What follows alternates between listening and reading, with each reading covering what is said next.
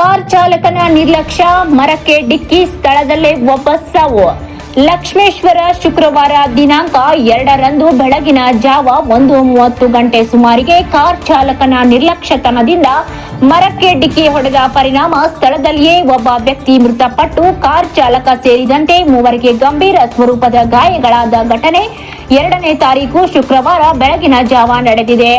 ಆರೋಪಿತನಾದ ಜಗದೀಶ್ ತಂದೆ ರಮೇಶ್ ಜೈನಾಪುರ ಸಾಕಿನ ಇಳಕಲ ಇವನು ಕಾರ್ ನಂಬರ್ KA 51 MD 2369ನೆಯ ಸವನೂರು ಕಡೆಯಿಂದ ಲಕ್ಷ್ಮೇಶ್ವರ ಕಡೆಗೆ ನಡೆಸಿಕೊಂಡು ಬರುವಾಗ ಅಗಡಿ ಕಾಲೇಜ್ ದಾಟಿ ಸ್ವಲ್ಪ ಮುಂದೆ ಲಕ್ಷ್ಮೇಶ್ವರ ಕಡೆಗೆ ಅತಿ ಜೋರಾಗಿ ನಿರ್ಲಕ್ಷ್ಯತನದಿಂದ ಮನುಷ್ಯ ಪ್ರಾಣಕ್ಕೆ ಹಾನಿಯಾಗುವಂತೆ ನಡೆಸಿ ಕಾರ್ ಮೇಲಿನ ತನ್ನ ನಿಯಂತ್ರಣ ಕಳೆದುಕೊಂಡು ಕಾರನ್ನು ರಸ್ತೆ ಬಲಗಡೆ ಇರುವ ಹುಣಸಿ ಮರಕ್ಕೆ ಡಿಕ್ಕಿ ಮಾಡಿ ಅಪಘಾತ ಪಡಿಸಿ ತನಗೆ ಭಾರೀ ಸ್ವರೂಪದ ಪೆಟ್ಟು ಗಾಯಗೊಂಡಿದ್ದಲ್ಲದೆ ಕಾರಿನಲ್ಲಿದ್ದ ರಾಮನಗೌಡ ಪಾಟೀಲ್ ಹಾಗೂ ಭೀಮಣ್ಣ ವಾಲಿಕಾರ್ ಎಂಬುವರಿಗೆ ಭಾರೀ ಸ್ವರೂಪದ ಪೆಟ್ಟು ಗಾಯಗೊಂಡಿದ್ದು ಹುಚ್ಚಯ್ಯ ಹಿರೇಮಠ ಎಂಬ ವ್ಯಕ್ತಿ ಸ್ಥಳದಲ್ಲಿಯೇ ಮೃತಪಟ್ಟಿದ್ದು ಈ ಘಟನೆ ನಡೆದಿದ್ದು ಈ ಕುರಿತು ಲಕ್ಷ್ಮೇಶ್ವರ ಪೊಲೀಸ್ ಠಾಣೆಯಲ್ಲಿ ಪ್ರಕರಣ ದಾಖಲಾಗಿದೆ.